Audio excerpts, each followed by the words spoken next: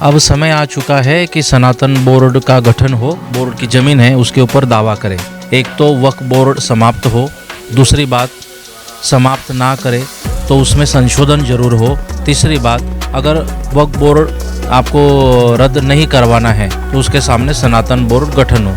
मैं मानता हूँ कि सभी संतों ने, अखाड़ाओं ने इस बार प्रशासन को बहुत बड़ा सहयोग किया है।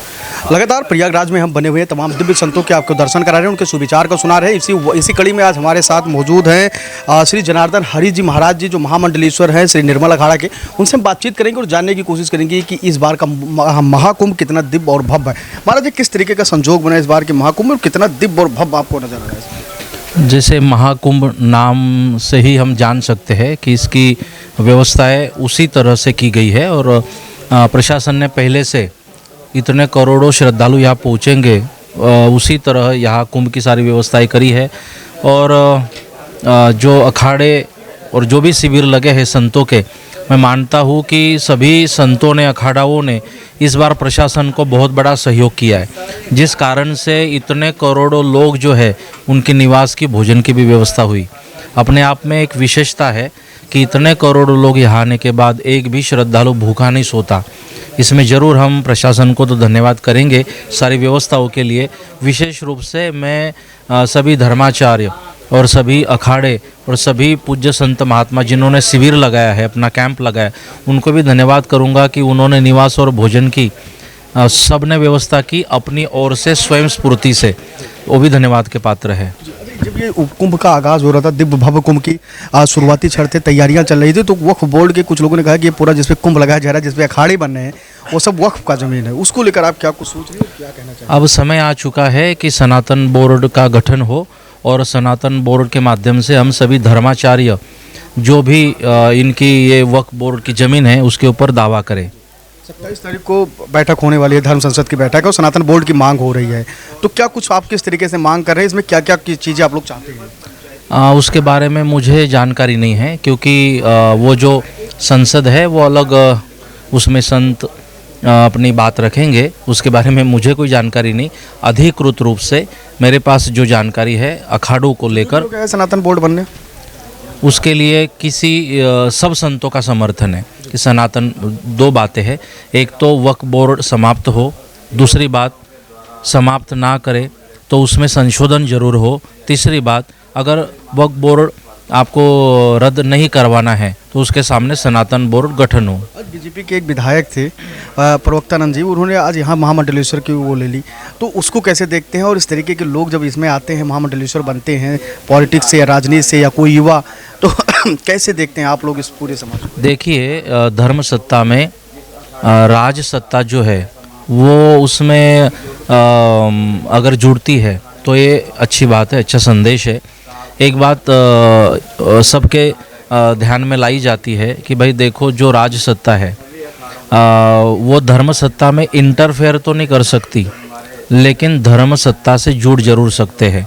और इस कारण से अगर कोई विधायक जो महात्मा है, संत है, इस भूमिका में है, तो अगर वो धर्म सत्ता से जुड़ते, किसी अखाड़े से जुड़ते, तो ज़रूर राज सत्ता में होने के बावजूद उनके ऊपर एक अंकुश रहेगा, एक मर्यादा उनके ऊपर रहेगी। और ज़रूर संत समाज से जुड़ने के बाद वो विधायक जो किसी भी पक्ष में हो, वो अच्छा काम करने की कोशिश ज़रूर करेंगे। तमाम संतों के द्वारा महाराज जी मांग की जा रही है हिंदू राष्ट्र, विश्वगुरु बनने की बात कही जा रही है, तो उसको कैसे, कितना आप समर्थन दे रहे हो? कैसा, क्या हिंदू राष्ट्र बनना चाहिए या जिस प्रकार से सभी देश में सभी जातियों को एक साथ रखा जाए, तो उस तरीके से? देखिए, हिंदू राष्ट्र की जो भूमिका रखी गई है उसका मूल हेतु है हिंदू विचारधारा, कि हिंदुओं में, सनातनियों में विश्व का कल्याण हो, ये भावना रही है।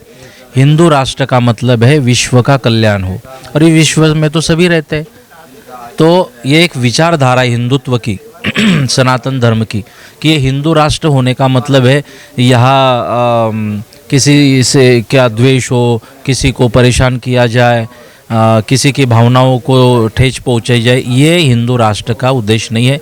हिंदू राष्ट्र का मतलब है विश्व का कल्याण हो, प्राणियों में सद्भावना हो। ये जो विचारधारा है, इसका निर्माण हो। एक और हम सवाल आपसे लेना चाहेंगे, कुछ नेता हैं जैसे जो राजनीति करते हैं, उनका साफ तौर पर कहना है कि जैसे भेदभाव होता है उसको लेकर वो मुखर होते हैं, आवाज़ उठाते हैं। उसी में से एक नेता थे चंद्रशेखर आज़ाद रावण। उन्होंने कहा कि जो महाकुंभ में साधु संत जाते हैं उनसे बात हुआ कि आप कब जाएंगे, तो उन्होंने कहा कि जो पापी होंगे वही जाएंगे, हम तो पाप नहीं करते, हम नहीं जाएंगे। तो क्या लगता है महाराज जी कि जो पापी होते हैं वही महाकुंभ में आते हैं गंगा स्नान के लिए, या ऐसे राजनेताओं को क्या संदेश देना चाहेंगे? देखिए, जिनका नाम आपने लिया और जिन्होंने स्टेटमेंट दिया, न उनको महत्व ये देश देता है, न उनके स्टेटमेंट को महत्व देता है। बस अब वो देख रहे हैं कि करोड़ों सनातनी स्नान करने पहुंच रहे, इतनी बढ़िया व्यवस्था चल रही है, पूरे विश्व में आज महाकुंभ की आवाज़ गूंज रही है, भव्य दिव्यता सब दुनिया देख रही है। इसके चलते फोकस में आने के लिए ऐसे स्टेटमेंट कोई राजनेता देते होंगे, तो हमारे लिए वो इतना महत्वपूर्ण नहीं है कि हम ऐसे किसी स्टेटमेंट को महत्व दें। जब हाथी अपनी मौज में चलता है तो ये भौंकने वाले तो भौंकते रहते हैं, हाथी विचलित नहीं होता, वो अपनी चाल में चलता है। महाराज जी, जो श्रद्धालु अभी तक नहीं आ पहुंचे, आप हमारे माध्यम से आपको देख रहे हैं, सुन रहे हैं, उनको क्या कुछ आशीर्वाद देंगे और क्या कुछ उनके लिए संदेश है इस जो यहाँ नहीं पहुँच पाए, ऐसा तो बहुत कम हुआ कि कोई पहुँच नहीं पाए, जो नहीं पहुँच पाए, लेकिन देखिए मन चंगा तो काटवट में गंगा। माता गंगा वही है जहाँ मन चंगा है।